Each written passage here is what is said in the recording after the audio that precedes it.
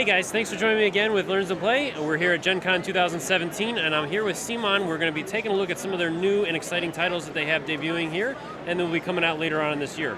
So, can you tell me a little bit about what we have here? Yes, okay, so this is Dream On, and this is a cooperative game where you are going to have a shared dream together, and then you're going to be tested on your skills of remembering the dream that you had. Neat. So it is a very interesting game where your skills as a storyteller are going to come into play. The way it works is everybody's going to have a handful of these dream cards, and you'll be able to see they're just interesting different pictures on each one, and you never know what's going to be on it, and everybody will have a hand of these, and there'll be a first player, and they'll flip over the first card, and that'll be the start of the dream, and they'll start to tell the story of a dream. Like one day I fell in love with a beautiful woman, and she bought me some socks or something like that. And each player will be able to add, like in any order they want, an element to the story. So you'll be telling elements of the story and adding these cards as fast as possible. And you'll start the timer as soon as the first card goes down, and then as you go through the course of the game, once the timer runs out, then the last player to play a card down is going to take the deck of cards, and they're going to have to retell the story of the dream. Now, yeah, exactly. Now, you may think to yourself, well, why would you put in more and more cards? Well, the reason for that is you're going to get rewarded for how well you can remember the dream, but the more cards that are in there, the more opportunity there is for you to get a good memory, of course, or a good score from that dream. So what's going to happen is there's 3 different score piles, and so if you can remember without anybody telling you the next element of the dream, you put it down under the 2+ points. If you don't think you can remember, you can look at your teammates, and if they raise their hand, you can get help from one of them. You can choose one of them, so your friend with the best memory, and if they're able to successfully help you out and tell you the next element of the dream, you put that down under the 1 point. However, if you make a mistake and you forget an element of the dream, it goes down in the -2 points. So you're going to be spending your time throughout the course of the game trying to tell the most interesting, captivating story of your dream as possible, so that you're able to remember the different elements as they come up. When you're into the scoring round. And then you just get a score based on how well you do, and you check out the score at the back.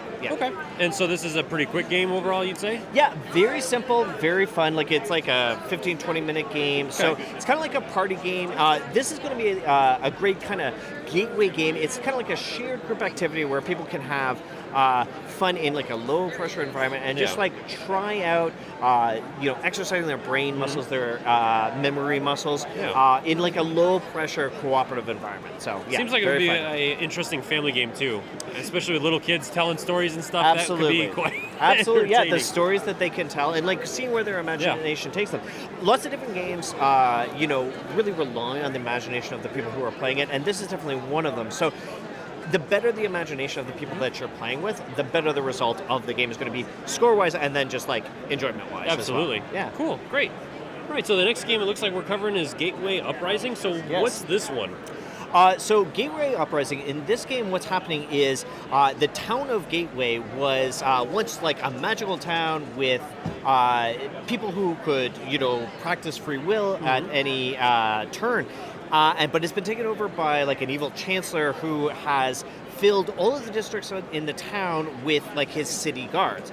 And so what's going on is it is a deck building game where you will be trying to, in your deck, you'll be creating hands with support cards and merchant cards, and then also different rune cards and insurgent cards.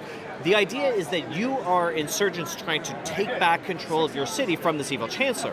And in each of the different districts of the city, we've got some city guards defending it, and you're going to have to build up your insurgents in your hand, which will be able to attack it. But of course, things like your merchant cards will allow you to buy more cards along the way, and support cards will give you different special actions that will help you. So how you construct your deck will have a big impact on how you can attack these forces.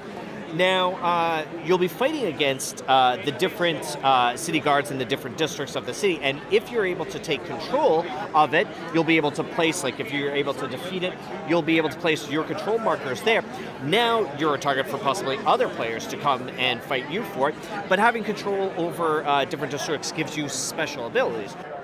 Now, all of that would be interesting and difficult enough, but you also have to deal with some monsters. Monsters are going to be, there's like a raging Druger horde that is outside of the city, and there's these monsters that are also going to be attacking into the city, and you're going to have to fight off against them. So we've got an event deck which controls the flow of the game. At the start of each round, we'll flip over an event, and that'll have an effect for the round. So you are fighting against your fellow players because you can directly attack them when they control districts of the city. You're fighting against the city guards, the forces of this evil chancellor who's controlling different parts of the city. And you're also fighting against this monster horde that is coming in and messing with everything you're trying to do. Now, parts of the city can get ruined. They'll get flipped over and completely destroyed. The game can end in a number of different ways. It could end in victory if you can control enough parts of the city, but you can also lose completely as a group. So very cool artwork, and it's a very cool world that's built up in this card game. So interesting use, interesting mixture of deck building and area control of the city itself. So very excited about this one. So last game we have here today that we're going to take a look at is the brand new Rising Sun, which for those of you that haven't had a chance to play it yet, definitely come by CMON and check it out. This is a phenomenal game. If you like Blood Rage, this one is even better. I've had a chance to play this one a couple times, and it is so much fun. So let's go ahead and see what this is all about. Yeah, so I mean, Eric Lang has at times referred to it as the spiritual successor to Blood Rage, in the sense that it is a awesome dudes on a map game set deeply in the cultural history of a certain time. So this one's set in feudal Japan, and you are going to take control of the clan and try to restore honor and nobility to the island of Japan. And how you're going to do that is you're going to ally with other players. You're going to pick political mandates, which are going to help you throughout the course of the game. And the ones that you choose are going to... will be closing in 5 minutes. The ones that you choose are going to make a big impact on the game, and anybody who's allied with you at the time is going to be affected by the ones that you choose. Yeah. And also, of course, one of the big draws of any Eric Lang game has got to be his awesome, the awesome miniatures that are included. Absolutely. You can get control of these wonderful and horrible monsters and have them fight on your side. We don't have Rising Sun for sale here. It is going to be coming out later on. However, we've been lucky enough to get 50 copies of it here, and we're using them for a very special event. We have a charity Rising Sun event where participants paid $50. They got to play a full round of Rising Sun, and then they got entered into a raffle. And so for each session, we had 16 players, 4 tables of 4, and each of those sessions we drew 6 tickets, and so 6 people walked away with a brand new copy of it. Oh man! Yeah, which is incredible. Which is awesome. These people got their hands on this game before Eric Lang got his hands on it, which is pretty incredible. Wow, that is a great charity. Yeah, exactly, and everything's going to the Indianapolis-based charity Child Advocates. Okay. So.